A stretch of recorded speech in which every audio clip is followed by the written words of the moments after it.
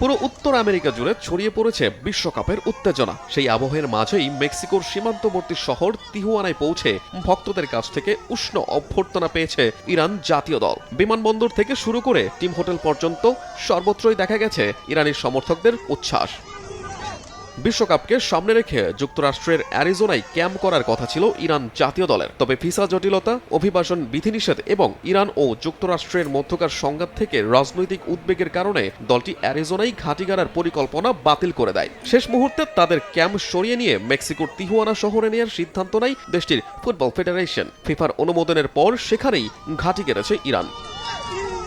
যুক্তরাষ্ট্রের মাটিতে ম্যাচ খেলা ইরানের জন্য বড় একটা চ্যালেঞ্জ, কারণ পাহাড়সম চাপ মাথায় নিয়েই তাদের নামতে হবে মাঠের লড়াইয়ে। আর আমি সত্যি ওই খেলোয়াড়দের জন্য দুঃখিত, কারণ তাদের উপর অনেক চাপ থাকে, তাই এই চাপের মধ্যে সঠিকভাবে কাজ করাটা বেশ কঠিন।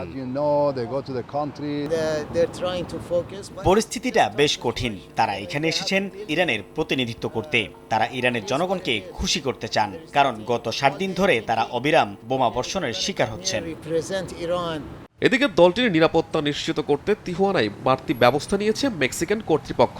ইরানের অনুশীলন ক্যাম্প ও তাদের টিম হোটেলের আশেপাশে বিশেষ নিরাপত্তা জোরদার করা হয়েছে।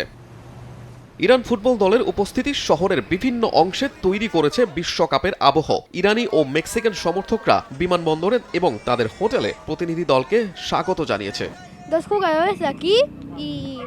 গ্রুপ পর্বে ইরানের প্রতিপক্ষ নিউজিল্যান্ড, বেলজিয়াম ও মিশর। জি গ্রুপে ইরান তাদের প্রথম দুটি ম্যাচ খেলবে লস অ্যাঞ্জেলেসে। পরের ম্যাচটি সিয়াটলে মিশরের বিপক্ষে।